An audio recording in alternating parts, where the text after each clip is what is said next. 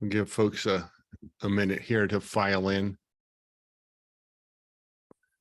The interesting thing about Zoom is, although it's electronic, they really do file in. It's almost like they come in one at a time.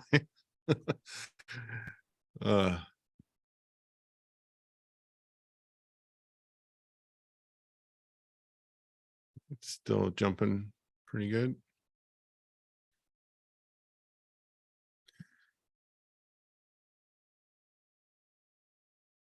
All right, we can probably get started here now. Thank you very much for everyone for joining us here today for this conversation about standard essential patents. We have a robust conversation today. I know in the emails, a lot of you were hoping maybe we'd have a different conversation, but we're going to do the best that we can here to answer all of your questions. But the focus today is going to be on innovation, on standard essential patents, who's innovating, particularly with respect to standard essential patents, and who is actually leading the race, how and why. So we're going to talk about innovation. We're going to talk about patents. We're going to talk about patent families. And we have Dr. Tim Pullman to thank for the data that he's created for us here today. And looking forward to having this conversation with you. So looks like we've kind of plateaued for right now. I'm sure that more people will be joining us. But Renee, why don't we introduce the speakers? Sounds good. So I'm going to start at the top. We have Dr. Tim Pullman. He is the CEO and founder of IPlytics. He earned his doctoral degree with the highest distinction from the Berlin Institute of Technology with a dissertation on patenting and coordination in standardization. He then went on to work as a postdoctoral researcher and consultant for the Law and Economics of Patent Group at Cerna Mines Paris Tech. In this work, Dr. Pullman was confronted with the challenge that standards databases have no real meaningful connection with the comprehensive global patent databases. So he founded IPlytics with the vision of creating the first solution on the market to bring together comprehensive, highly indexed technical standards information, global patents, declared SEPs, patent pool, and technical standards contribution data. Dr. Pullman has been actively involved in preparing empirical studies for the European Commission, the World Intellectual Property Organization, and the German federal government on declared patents, standards contributions, patent transfers, and patent pooling behavior. He is also an author of several peer-reviewed Economist journal articles, as well as some of the most read industry reports for IAM. Next, we have Meng Zhao. She holds a PhD in electrical and electronic engineering and worked on different cellular standards when she started her career at Motorola in 1994. In 2017, Meng took a position at ZTE to lead the Standards Essential Patents team focusing on 5G SEP development in the IP department. Because of her experience, Meng also started to support ZTE's licensing teams quickly after she joined, and since then, the beginning of 2022, took over the responsibility of ZTE's whole patent portfolio, including SEPs and non-SEPs, as the head of the patent asset management team. Meng Zhao has 15 years of experience in leading a team of technical patent professionals who are non-attorneys, has more than 8 years of experience in mobile research and development, and is a technical expert in wireless communications. Next, we have Tuomas Saukonen. How'd I do? He is the head of cellular standards patent portfolio at Nokia Technologies. He has extensive experience in licensing cellular standard essential patents and global litigation concerning patent essentiality and validity. Next, we have Robert Giles. He is the Senior Vice President and Chief IP Counsel at Qualcomm. Prior to joining Qualcomm in 2012, he was the IP litigation group at Morrison & Foerster, where he litigated IP disputes in the US District Courts and International Trade Commission. Since joining Qualcomm, Bob has gained experience managing litigations in the US, China, and in Europe. He received his JD from George Washington University and his BSEE and BA from the University of Illinois Urbana-Champaign. And finally, we have our moderator, Gene Quinn. He's a patent attorney and a leading commenter on patent law and innovation policy. He founded IP Watchdog in 1999, and since he has twice been named one of the top 50 most influential people in IP. He is regarded as an expert on software patentability and U.S. patent procedure, and has repeatedly been recognized as one of the top IP strategists in the world. So you are in fantastic hands with this panel. Take it away, team. Great. Thanks a lot, Renee. And thank you all for being here, panelists. What I'd like to do is jump in and get your preliminary thoughts before we give the microphone over to Tim to go through the research that he has done. Bob, let's start with you. When and obviously Qualcomm is a leader in this space, but when you hear the question, who's leading 5G innovation, 5G standards, contributing to those, et cetera, what is it that first comes to mind that you want to share with the audience? So, from my perspective, in order to make that determination, obviously it's a complicated question, and I know people have been trying to answer this question for a long time. It's kept Tim busy for quite a while as well. But one of the perspectives you have to look at is you need a little bit of background about what happens in the standards and how standards are developed and how the technology really evolves. And so at Qualcomm, we take a very systems level approach, which is trying to solve problems from beginning to end. It's a communication system, right? You can't just think about one aspect of it and expect it all to work. And so what we do as a research organization is actually work on the problems, kind of come up with the concepts initially, work on trying to potential solutions to the problems. We actually have some bake-offs between some of our engineering teams to see who can come up with the best solutions, and then actually prototyping that and kind of demonstrating that our solution actually is beneficial and is better than what's out there. And so this process of not only coming up with concepts, doing the R&D, coming up with the intellectual concepts, but then also kind of putting them into practice before we then bring them into the standards is something that I think is beneficial for everyone and demonstrates our leadership in the standards process. And so once we get them into this, or once we start to introduce technologies into the standards, we can build consensus, because we have data to show, we can show that our solutions are beneficial and things that should be adopted. So then you have to build consensus with other organizations in the standards process, and then those eventually hopefully get adopted into the standards, and you carry on from there. So it's a very complicated process to think about, and it's a complicated question to think about who's leading the 5G, whose technology is getting into the standards, things like that. But having that, some basic foundation with understanding how the standards process works, I think is very important to trying to answer that question. Yeah, no doubt. We're going to come back to that throughout the panel, I suspect. Thanks, Bob. Mang, let's go to you next. What do you want to? What initial thoughts do you want to share with the audience? When I look at I read Tim's reports many times, right? So there are numbers and everything, but who really leads the 5G? Actually, it's many companies are invested in the 5G as like the other companies, but ZTE is relatively a little bit later comer in the cellular world, but starting from 4G, and ZTE invested a lot in this domain. And also, as I said, think from technology point of view, the evolution of the different generation of the cellular is quite natural, because you're always looking into the improvement and a new system.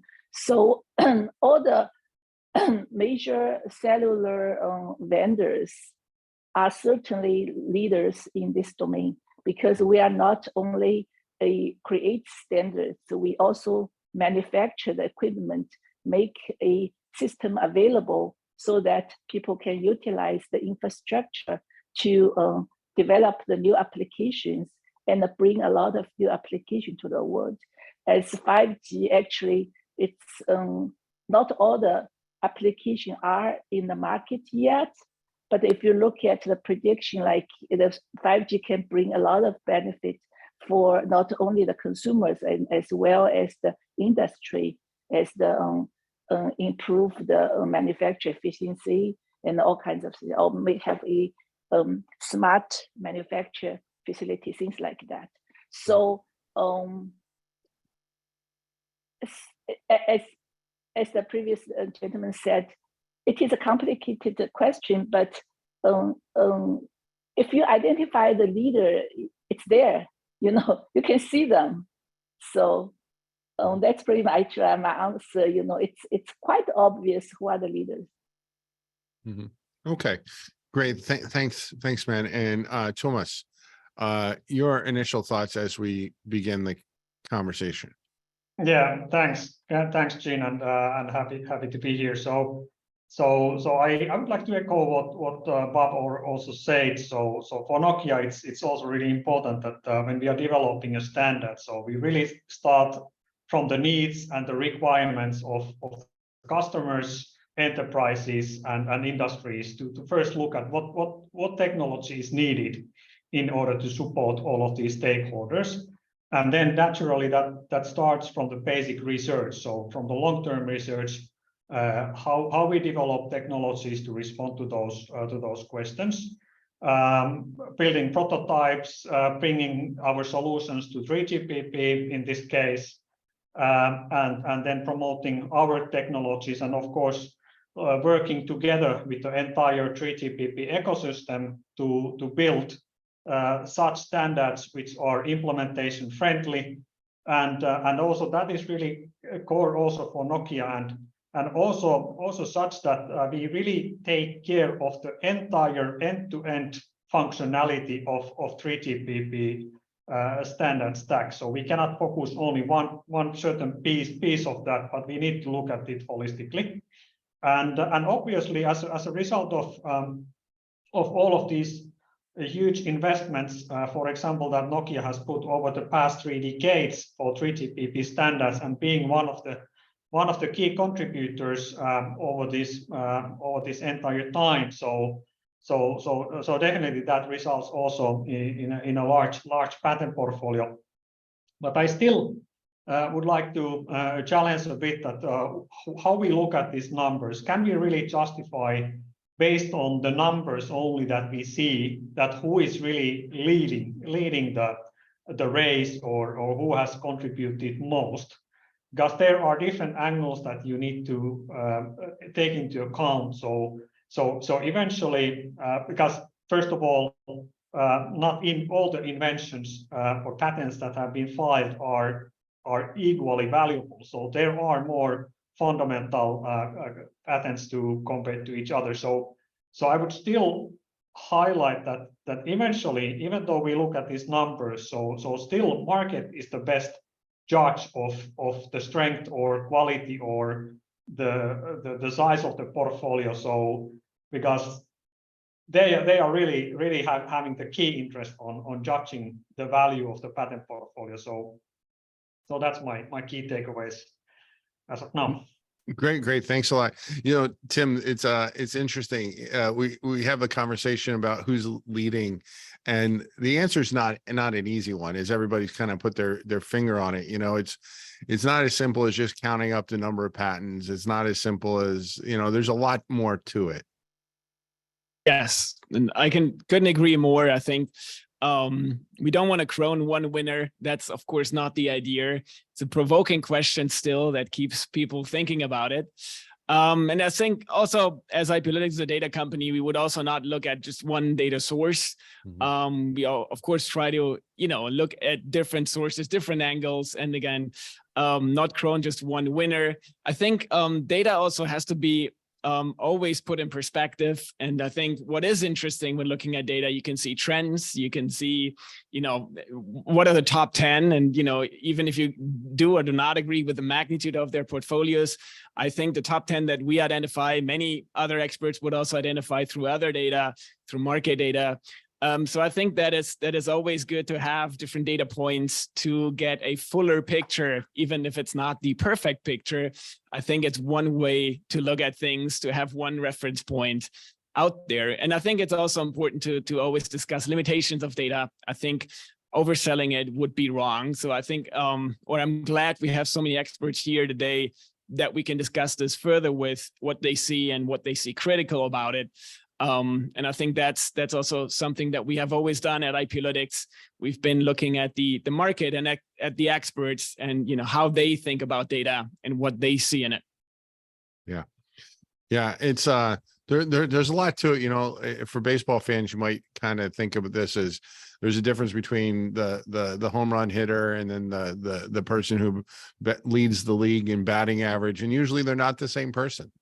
You know, but at the end of the day, often they have nearly the same number of RBIs, which is really what baseball is all about, to scoring runs, right? So let's dive into it, Tim, without any further ado, and see if we can start figuring out who is the home run king and who is the on-base percentage king and who has the best batting average. Happy to. Yeah, I'm giving you some sneak peek here of some of the numbers that we create in our 5G report, which is not public yet. So this is really just a first sneak peek about it. I think to start with, I want to, again, say we, of course, when we look at, for example, patent declaration data, that data is self-declared and no other third entity basically checks essentiality. And there's a high share of patents that are not essential. I think there's other studies that have shown that not all of that, and people call it over-declaration. I don't like that term very much, but not all of that over-declaration is in bad faith. You have to think about that. Etsy, for example, asked the companies that participate in standards development of 5G to declare as early as possible. So they end up declaring patents that are yet pending for standards that are not final. So by design of that system, of course, we have a certain rate, if you want to call it that way, of over-declaration. But there's also some people call that flaws and inflation in the data. And I think in order to at least delete that inflation and flaws, I keep saying you cannot work with any raw data. So you have to match the numbers correctly. You have to clean this because there's a lot of false positive patents in the system where you end up with some chemistry patents, not because, it's wrongly matched, but the numbers, because there's so many patents in that database, have been wrongly put in. There's a lot of duplicate entries. Companies tend to declare each and every single patent within larger families to all different standards versions. You have to deduplicate a lot, but then even that, Etsy is not even complete. There are some counterparts, for example, of families that should be in the database that are not, as to even the Etsy family definition. And then you need to correctly classify what is really declared to 5G. We have some patents that are declared to a vague project name 5G, but then if you look at the TS, these are really 4G. And, you need to sort these out. And then you really, if you want to look at ownership, you have to enhance the data. You have to have the up-to-date ownership data, legal status data, if you can make any statements at all. So I just wanted to say that we do our best to work with what's publicly available with all the limitations, but at least get some of that out of there. And that you can do if you combine worldwide patent data, declaration data, and standards data that you have to bring together. First statistic is about the ownership. And if you look and consider all unique companies that have declared at least 2 granted and active patent families, either granted active in Europe or US, you see that the number of owners that we identify has been increasing between 215 and 220, even by factors 3x. And today we identify at least 131 unique owners that have declared 5G patents. We also, in the report, we look at the larger list, but here I give you the top 10. We, of course, also rank the companies. And again, we also put that in a report. You can see using different data sources, you come up with different ranks. And that's exactly also what we want to show. If you only look at patent families, unique patent families declared of 5G that are active and granted in at least Europe and US, we can also argue if we should involve here China and other jurisdictions, but we decided for EP and US PDO patents, then you come up with a certain ranking. We also have been weighting that ranking with certain indicators that correlate with value of patents, like forward citations and market size of these families. And the ranking changes a bit. Here, Qualcomm, for example, would be number 1 in that second column ranking. And then finally, we also looked at the number of standards contributions. Here, we only consider technical contributions. So we kind of moved out and eliminated those non-technical contributions. But again, we know counting one contribution is not like counting one patent family. You know, these are really apples and oranges. What I think is interesting, if you look at concentration, that those top companies that I just showed you are actually responsible for over 76% of all declared patents. So it's highly concentrated. Those top 10 companies own most of the patents declared. Interestingly is that this share has been changing over time, you know, with a peak in 2019, 84%, but then declining ever since. So ownership in the past years has been a little bit defragmenting again. What is interesting, if you compare the level of contributions, that is pretty stable. So the top 10 contribution rate has been pretty stable compared to the patent declaration behavior. And then one slide that we just created because Avanci introduced their latest 5G program for the automotive market. We looked at the share of all Avanci members compared to the outsiders, and because Huawei joined, the member share and the share of declared patents for and this is not only 5G, that is really across generations, 2G, 3G, 4G, 5G together. We see that, again, depending on which data you use, you come up with shares between 80 and 85%, which is, you know, quite a large share. I think all the companies and experts from companies here today are Avanci members. So I think that is something that the data at least shows an accomplishment that they have, you know, gathered so many members. Final slides here, a little bit of the companies and where they come from. 5G is international, we know that. Companies come from different regions. Here we look at the headquarter or the headquarter region the company is coming from. And, you know, weighting this by the share of patents they declared for 5G, you see that the Chinese share has been increasing over the past years. If you would only count the number of companies that have, and you used a little bit of a higher threshold, at least 10 EP or US granted patent families, and again, just counting the number of companies, not the patent portfolio, it is interesting that the higher shares are with US companies, European companies, and only then Chinese companies. So that is, again, a different trend and statistic if you count that. Yeah, more data and statistics will be in the report. If you want to sign up for getting a version sent to you, just send at info@iplytics.com and we will sign you up for getting that the minute it publishes. Thank you. Great. Well, thank you very much. There's a lot there to digest.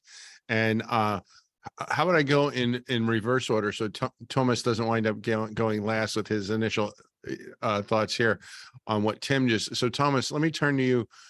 Based on the slides Tim has just gone through, anything stand out? Anything you particularly would like to comment on? Yeah, maybe the one of the key issue that I immediately noticed from this list of companies are that there are really well represented the companies who have been long in driving the 3GPP standards. So from the early days, so they are well dominated on this list. And that just shows that to me personally that the companies who really have the high incentive for building such standards which are let's say implementable and in a core of their devices that they are selling, so that is well represented. So really also the manufacturers of 3GPP based devices are they well represented. But maybe as a first comment from me. Okay, great. Meng, your thoughts on what Tim has laid out for us. Oh, so as the previous Iplytics report, it took all the data from all kind of regions and all the countries. So this one is more of the IP2 patents count stuff. So it is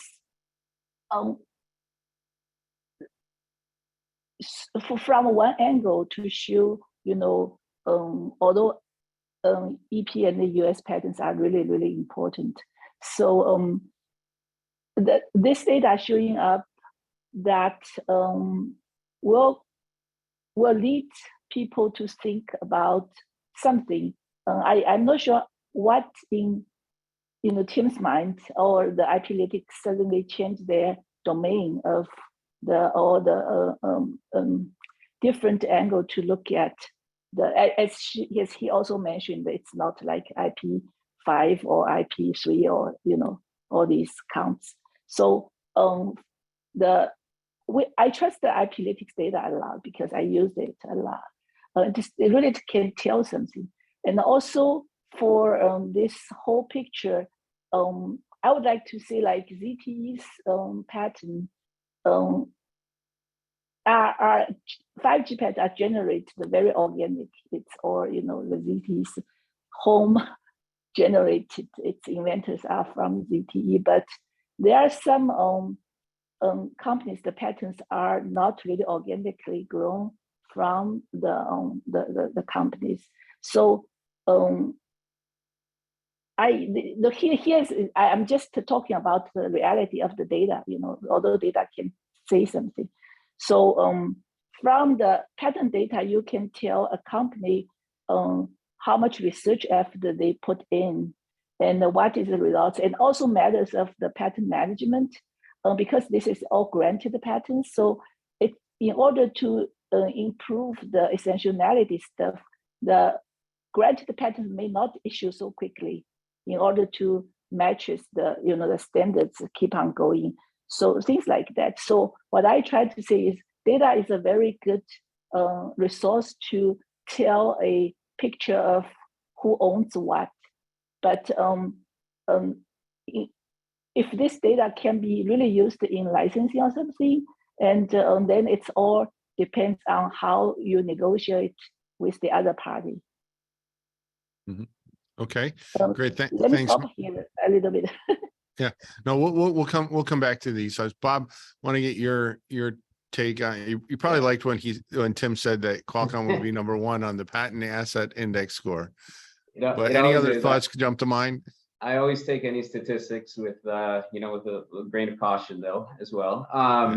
And so one thing is the analysis that we would do is to determine whether or not a patent is actually valuable to the standard is actually kind of the core question that we're trying to answer. So then you actually have to look at the technology that's being contributed, how much it moves the needle or how much it pushes the standardized technology forward, then how strong the patents are that are backing those technologies that are covering those technologies.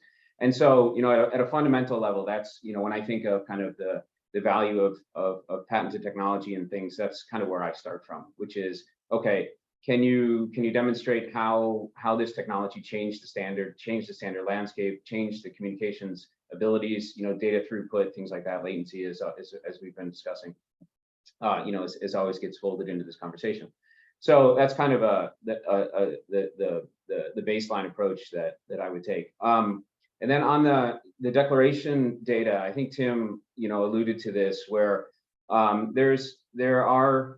so one of the things, and this goes back to what I was saying before about learning a little bit about the process that the engineers undertake in order to participate in the standard. And so you're making these disclosures, you're making contributions into the standard, and you also have your patents behind those. And so there's a timing issue of do I need to declare my patents super early, or can I wait until the standard gets formulated a little bit more? And there's been some back and forth on some timing discussions in the past, and some of the case law has kind of swung public opinion a little bit. But what happens is you end up declaring relatively early in the process, and at that point you have basically two moving pieces. One is the standard is still moving because it's not set yet, and also your patents, your patent claims aren't fixed yet because they haven't gone through the prosecution process.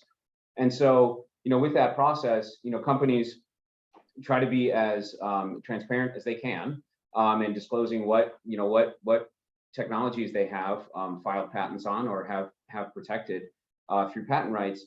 And but it's not a perfect system, and so you get a little bit of there's just an inherent quote unquote over declaration issue because you're trying to be as transparent as possible, but yet some of those technologies don't make it into the standard, and some of them, sometimes the standard swings and moves a different direction that you didn't, anticipate as you were making the disclosures. But in good faith efforts, companies are trying to make those declarations as early as possible.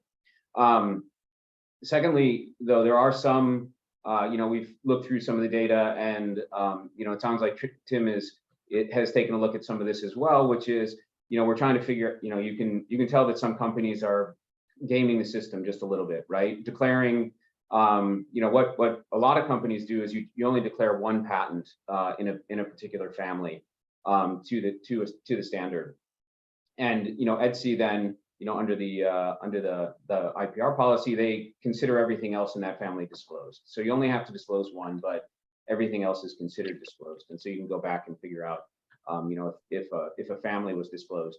But some companies are, disclosing every single family member to make it look like they have way more patents, in the database than they actually do.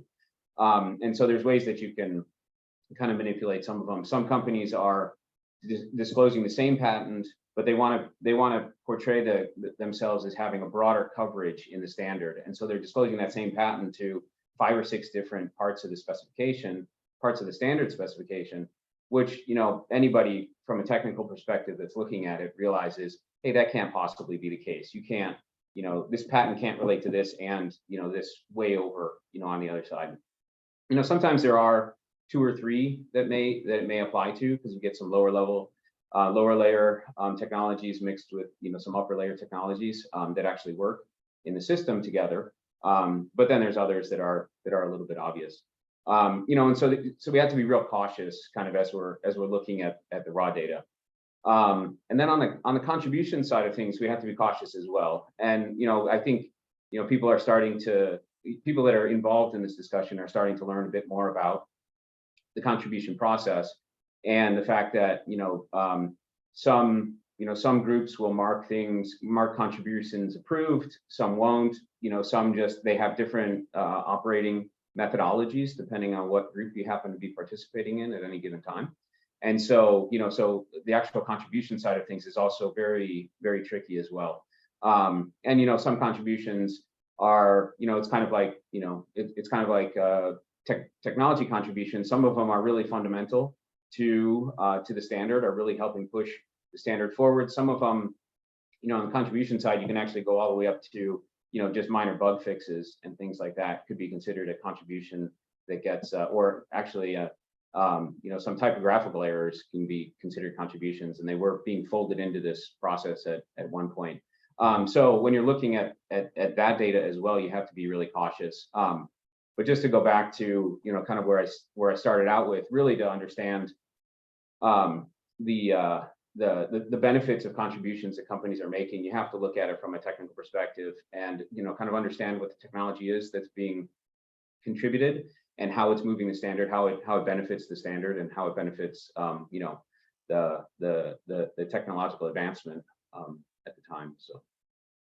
So there's a lot that goes into this, and and we all are fully aware that, as Tim alluded to, is there is no such thing as an over declaration problem. That's the name that is given to a certain problem created by the fact that you have to, as Bob was explaining, disclose these things before the patents have even gone through examination in many cases. So you don't even know what their claims are going to be. And so there's no way to know for sure whether these are going to map on what ultimately gets adopted as the standard. So it is a bit of a chicken and an egg problem, and to call it over declaration is not fair, but that is what the industry seems to have settled on, calling that particular chicken and egg problem. But one thing, well, let me get Tim's thoughts before I go down that path, because Tim, what do you have to say? And we have a couple questions here in the box for you I can throw at you, and once I get your preliminary responses to the panelists. Yeah, I think maybe to start with the ETSI database, I keep saying that it's the best database on potentially essential patents in the world. It is much better to have an over-declared database than an under-declared, right? Think about IEEE's Wi-Fi, think about ITU-T's video codec. You know, there you have really no clue at all. So I think I can only congratulate Etsy that, you know, they have the rules they have. And even if it is limited, and even if we know there are limitations, it's the best database that you can look at, right? And it's therefore also the most accurate. I think, as also Bob said, and a colleague of Bob has written several really interesting blog posts about it for everyone to look up. There are limitations of the data, and if you look at statistics without knowing those limitations, it can be dangerous, right? You're overestimating and overinterpreting what's on there. And the slides I showed you, you know, if you should rather look at the report because we have, you know, looked and discussed, you know, the limitations of that. And I think that is very important. Any statistic you give and provide to really discuss it through. And data has limitations. If you think about contributions, we can identify which are technical, at least we can sort it out a bit. But again, if you look at approved and accepted, some working groups work with that, others don't, right? So for the report, we didn't use it because it was systematically not usable. Identifying something that is really 5G is also difficult, but not because not every contribution you can associate with the generation. So all we did is we looked at contributions from 2015 when 5G started, knowing that also some 3G, but especially also some 4G will be in there in the mix. So those things you have to just understand and consider when looking at data, right? You have to make decisions on how to work with data. And then from there, from that decisions you make, you have to understand the results. There have been some questions about, you know, handset and then network technology. And again, some patents are essential to a handset chip and others to a network, which is a different, you know, it's also different, especially when you think about licensing. If you're, you know, a vehicle manufacturer, you don't care about the infrastructure patents, right? There are ways to filter it out to a certain extent, you know, at least if you look at the TS, there are some clear technical specifications that are for infrastructure and not for handsets and devices. But again, it's just, not perfect, because perfect would be if you claim charted everything, right? Which is probably for getting the full picture, not economically feasible. Yeah, no, there's a lot that goes into this. I keep saying that, but it's better to have some data than no data, because then we can talk about it, right? And one of the things that I personally think is probably to address what Bob was saying is, and what, you know, pretty much everybody understands is, if you know what's on the test, you can study for the test, right? You know, and the way that this gets explained in reviews is if I know how my supervisor is going to review me and what the categories are, well, then I can do really well in the categories that matter the most, and I may not be the greatest employee in the world, right? I mean, so there is an ability to game any system, and you set the rules, and the rules are supposed to be fair and even and objective, and it's just the nature of things. You know, there will be people who game things, but one of the things that caught my attention when you were going through it, Tim, is the slides that is the people on that list of having the strongest patents are the ones that you would expect. You know, they're Qualcomm, they're Ericsson and Nokia. I think those were 1, 2, and 3, and then Huawei, which has number 1 overall on your list. I think they were 4th, you know, so, but these are all the major players. I think ZTE was 6, you know, the major players that you see are at the top, pushing the top. And they're also on all these lists, as you pointed out. They're on the list of the most patents, maybe not, you know, maybe as high as some others, because that's an easy one to game, but the quality, they're all there. And then they're also all there with respect to contributing. These people are contributing, they're innovating, and they're pushing forward, right? I mean, that's what your data primarily shows, right? Right. I mean, and those are the ones who are leading, right? And it's, again, not that one single company. And that's why also today we showed the top 10. The top 10 is pushing their own 76% of the declared patent families. And, you know, depending, if you count contribution, it's almost exactly the same percentage. Even if you weighted by the patent asset index, also the top 10 own the very same percentage. So I keep saying, as to the rules of large numbers, you do see some truth in the data, right? Mhm. Breaking it down to single patents, you will never have that. But the more you aggregate, the more truth you see. And I think, again, if there's no systematic bias, and I think at least eliminated most of those, I would say the data gives you some information to understand what's going on in the industry at large. Yeah. Great. So we have some questions in the box, Tim, about the asset strength. Is it based on IPC classes? Why aren't you factoring in PCT applications? I'd like you to think about those, and I'm going to come back to you for an answer on those questions. But one thing that popped into my mind when Bob was talking, and this maybe is just the patent attorney in me, and also knowing, now everybody's afraid of the recession that we're promised is just about here, but doesn't seem to ever really come and manifest itself. But budgets are always a concern, and budgets are a concern right now. And never heard it put quite the way you did, Bob, with these things are declared before the claims are really even examined for the first time, let alone a whole lot of them are even written. So it seems to me, and I like all three of the panelists to comment on this if you care to, in a way that is much more than I would have really thought until you said that. These patents are really about the disclosure. I mean, you have to have a thick, robust, meaningful disclosure that is growable to capture the innovation you really have, and then the standards that may ultimately be implemented based on your contributions, based on what it is you've actually invented. And I was just talking to somebody the other day. I won't name them. He's like, he said, I have clients now. He said, when I first started practice, he's about my age, so about 25, 30 years in. He said, when I first started practicing, we wouldn't have taken any case if it was under $5,000. And he said, now we have clients coming to us, 30 years later, wanting to pay less than $5,000. Those are not standards cases, right? I mean, you simply can't live in this world if that's your focus, right? I mean, is that fair to say, or am I missing something? Bob, you want to jump in, and then Mang and Tomas, if you have thoughts, I'd like to hear your thoughts as well. Yeah, so I definitely echo that, and it also so it's even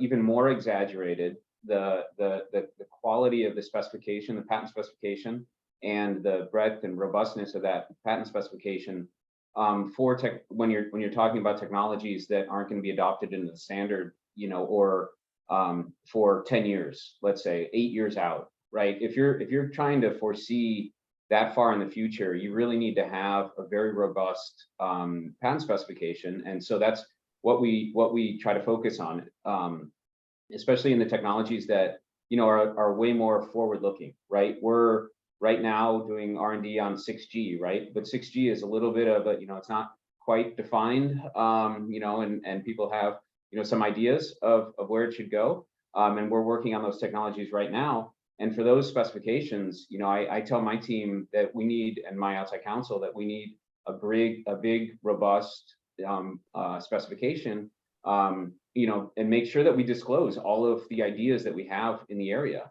And that's part of the trade-off, right, with the patent system is you need to disclose everything, get it out there, so that others can build off it. And so we need to make sure that we're disclosing everything that we can in those specifications, because things will adapt and move. And I also want very high quality specifications drafted, because that's the foundation of the patents in the future. So. Great. Tomas, I see you shaking your head. I mean, yeah. So definitely this is the case also at Nokia. So thinking about that when we are developing the technology, so we always need to take this long-term, mid-term, and short-term perspective into account. So how we are developing currently or finalizing the release 18 standard, or we are already looking into release 19. Versus we are looking beyond to 60 standards. So of course, I would say that the key fundamentals of 6G are designed before the standardization starts. But at the same time, so when we are drafting the patent application and you are really putting a lot of effort to capture all the different details and different embodiments to protect your product idea that is coming from the research. So that is really the key of making the patent really successful for this type of long-term research perspectives. But then we have also these different types of approaches. So we may have a mid or short-term perspective on our innovations and inventions that we bring to the standardization discussions, and that is also valuable. So we need to pay attention to different types of questions when we are dealing with the exact wording, even in terms of the patent specifications or drafting the claims, how our solution gets adopted to the standard, or how we can really ensure that our ideas are being well received and really showing the technical advancement compared to the other proposals made by other companies. So of course, this is a moving target also, that you are developing the technology, you're promoting it to standardization, and then it gets adopted to the standard. So it's really the whole process, and it's really a quality of the process, how you are managing it, how you are drafting your applications, and also how you prosecute your patent applications so that it well captures the original idea of the invention. And maybe I still want to kind of go back to the previous question also, that we have seen a lot of numbers across different companies, and I still would like to highlight that it's not just that we look at the numbers, but it's also about how the market has perceived right. all of these statistics and numbers that can be drawn from the Etsy database, and you can do the math based on who is doing what. But it's extremely difficult to judge based on looking at these numbers, because there is no apples to apples comparison when you look at, for example, how the different companies are building their patent filing strategies, how broadly they are capturing into, and how they are breaking down the inventions into patents and so forth. So I think that the market is still the best judge on your strength and quality of your portfolio, and that is definitely visible also in the deals that we are making with the core companies.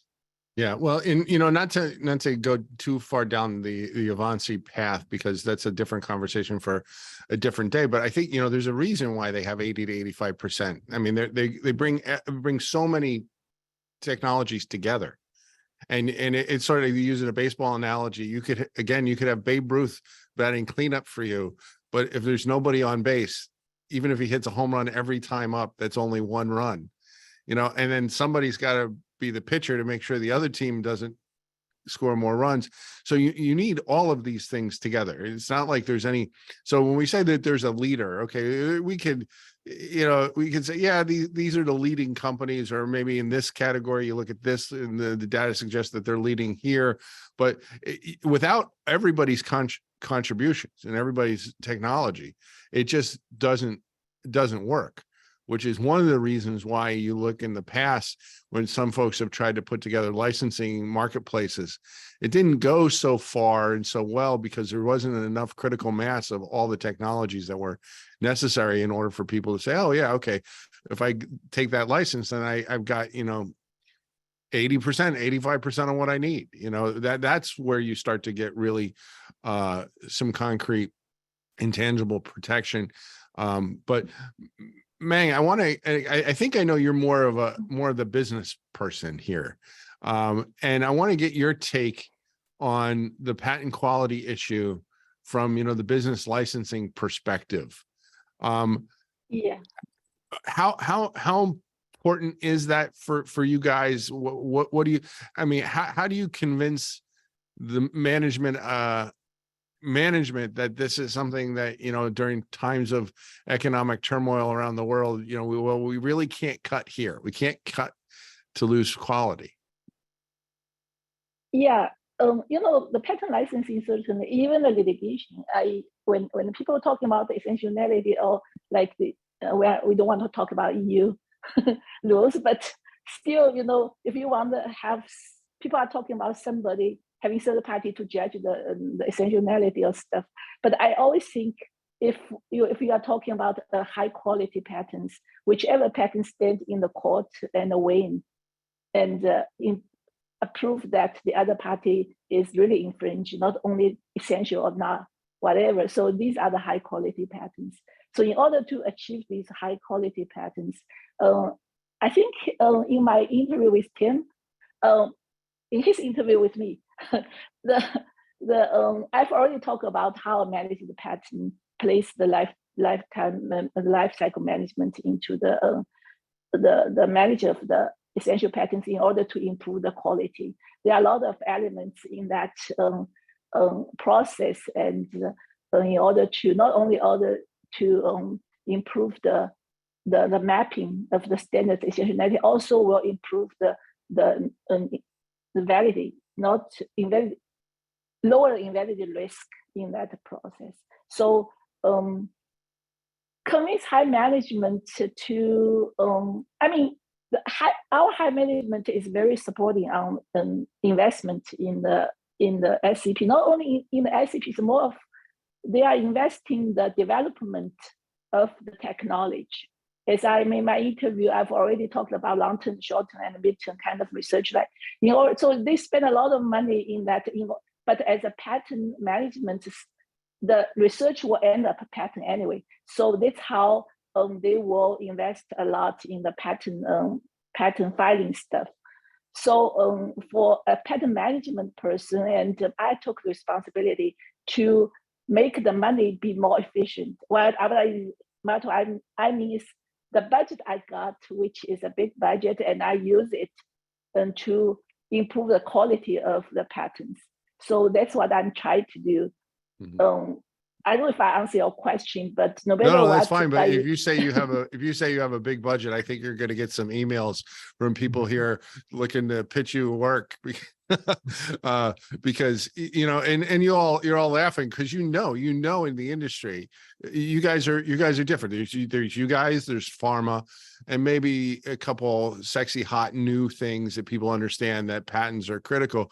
And the rest of the industry is like, just give me any patent. Give me, you know, the claim is a paragraph long, that's fine. If the claim is a page long, that doesn't really matter either. You know, and it's like, well, that's not a way to go about protecting innovation that matters. So right.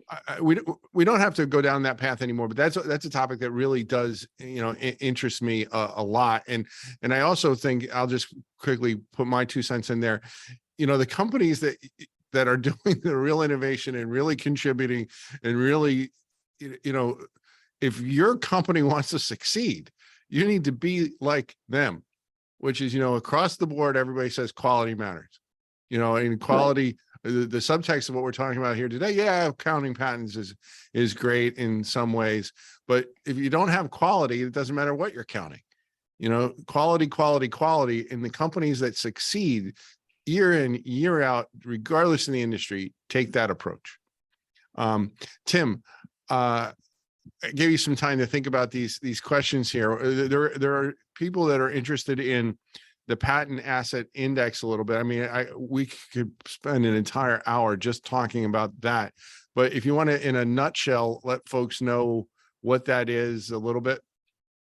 Yes, happy to. So the patent asset index is an indicator that correlates with value of a patent portfolio. And again, it has also limitations, of course, but it has been proven, at least on a portfolio level, to give quite interesting results into that.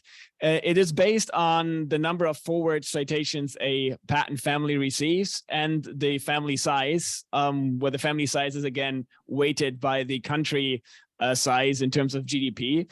And I think the interesting part about it is it's really a dynamic indicator that you can look at, and also is dynamically changing as patent portfolios change and also become more increasingly shown to be more valuable than before. But again, that is also based on certain indicators that correlate with value, but that are of course not 100% determined that this is valuable or not. And it's not based on IPC classes. I know there was a question about it, but it has nothing to do. It's normalized by it, but it is not based on it. Yeah, but there's an explanation out there for people to Google it. It's easy to find. I think we did a whole hour on this at one point in time, and you know, these are metrics that are used to determine value and strength that are used by the European Commission when they're looking at antitrust issues. So it is open to the public to see. If you want to read all 200 pages of how they figure this out, it's wide open. And if but so it is some very important information, I think. And why aren't PCT applications considered in the strength assessment? I'm sure They're not that granted.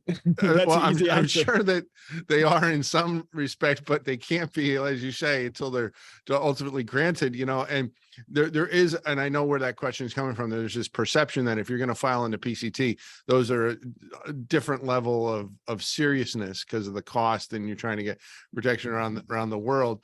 But you know, that again gets us to the chicken and the egg.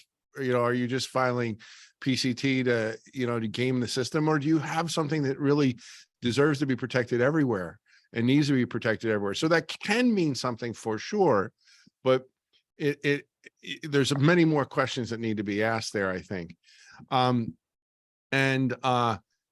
We're coming down to the wire already. This hour has gone by very quickly, but and what I'll tell the panelists, I'm going to get ready to ask you for your one thing that you want people to remember here in a minute.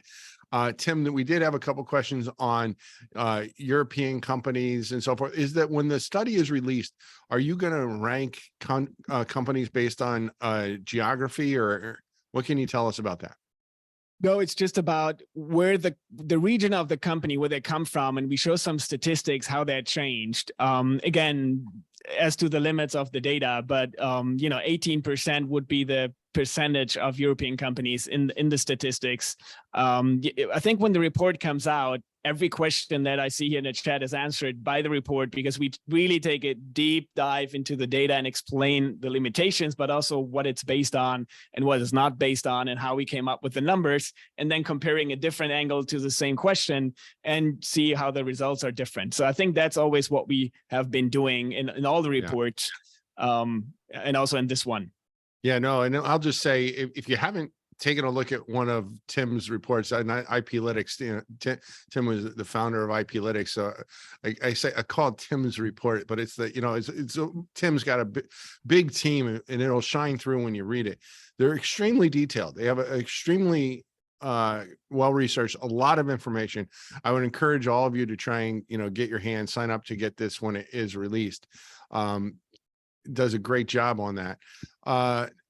Now, I guess it's time for us to pivot into the home stretch here. And what I would like to ask you all to do, if you can, and hopefully there'll be more than one thing that everybody remembers from today. But if there's only one thing that people remember, what is it that you would like them to leave remembering? Mang, let's start with you.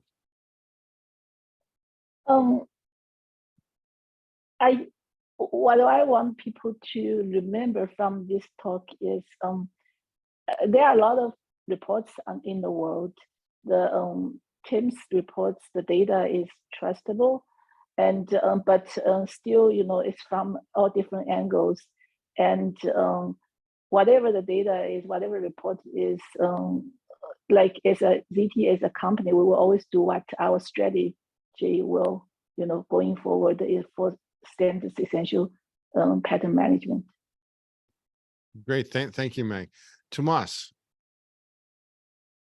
Okay, so what I would like to highlight from this report and generally when we look at the patent statistics is that, first of all, I would like to amplify that many of these big patent holders are also implementers, and also implementers with a long-standing, let's say, commitment and contribution to 3GPP technologies.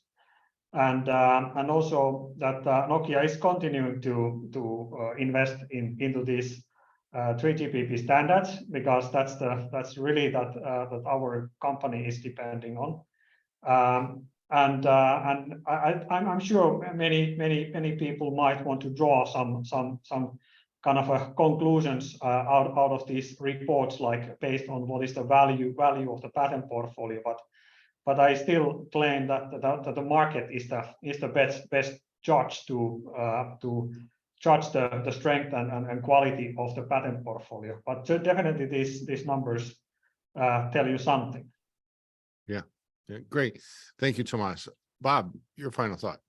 So I would kind of go back, and so in order to understand this area at all about 5G contributions and everything, I think it's very critical for people to have an understanding, and in order to analyze this area, have an understanding of how the entire process works from early stage kind of R&D efforts. There's things that happen very early on, even before they get adopted or even before they get presented into the standard, and understand that entire technical flow of how the technologies are developed and how they're introduced to the standard, and then also how the standards work. You're basically buying you have competing technologies, and you have it's essentially a meritocracy where the best technologies, the technologies that are going to move the standard forward and the technology area forward, are going to be adopted into the standards. And so just having an understanding of that entire kind of flow, and as we talked about before, contributions and how they actually take place, and patent declarations and how they take place, I think it's critically important for people to have an understanding of all of this process, when they're looking at the data, when they're understanding, when they're trying to make decisions. And then I'll echo what Tuomas said, which is, the market, we have very sophisticated companies that are analyzing these issues, and very sophisticated companies that are involved on the licensing side, and the market, has put different valuations on different portfolios, and that kind of market outcome is something that is very natural in the dynamics here, and I think a good bellwether. Yeah. And Tim, I'm going to ask you the same question, but I want to share this. Chuck in the chat said, and I think he was answering this question for himself and sharing it with others. How about you just say, over declaration is a feature, not a bug? And I think that's, it's a pithy, but that really is where some of the problems are, some of the concerns are: gaming the system, getting big numbers, declaring more than you should, but the whole system is set up to encourage you to declare, not knowing whether it's going to be a standard. Yes, no, I couldn't agree more. I think it's for sure not a bug, and I like that. It's a feature, not a bug. I think it's also important, the ETSI database, that it has that feature. I think even if someone in Europe were to set up a new database, the ETSI database will be highly important, because we want to look at pending patents that may end up essential, and we want to see that early on. So I think that database has a high value also because of that. So I wouldn't say not. If I think about what I would summarize of this, I think if you think about numbers and the report, I think that the general trend shows we know who the top 10 companies are. These are the leader. These have been the leader in 4G, some even in 3G, and they're also the leaders in 5G. And I would expect to see some of them also in 6G, right? Yeah. So, and that's something that we can show. If you look at the leaders, we have leaders from China, US, Europe, but also Korea and Japan, highly international. The whole SEP game and licensing is international. We shouldn't forget that. If you look at the trends, it's more and more. If you count alone the numbers of declared for 5G, it's double the number to 2G, 3G, and 4G together. And for contributions, it's the same. So technology becomes more complex, and we see also increasing number of players. That doesn't mean we will have more companies that have large portfolios that they will license out, but it means we have companies that are implementing the standards, the technology, they're interested in it. They may also put some R&D in it. So I think we also see that.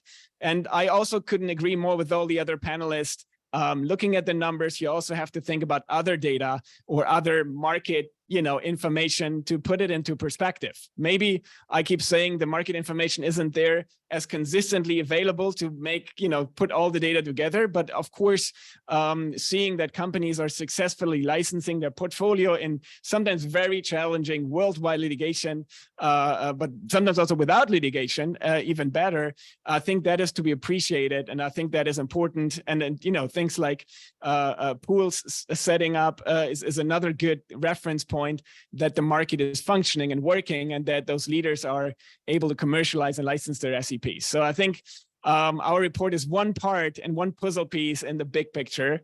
There's a lot of issues to talk about, but this is an important one. This is an important piece, because if you don't know what's going on fundamentally behind the curtain, because for so many people, this is the behind the curtain stuff, the innovation stuff, the figuring out what is in the standard.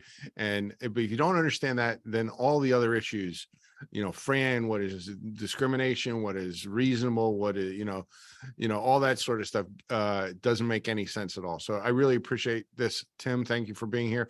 Thank you, panelists, for joining us for a wonderful conversation. And you in the audience, thank you so much for spending a portion of your day here with us today. We look forward to hopefully seeing you all again in the future, but that's all we have for today. So bye for now. See you soon. Thank you, guys. Bye-bye. Bye-bye.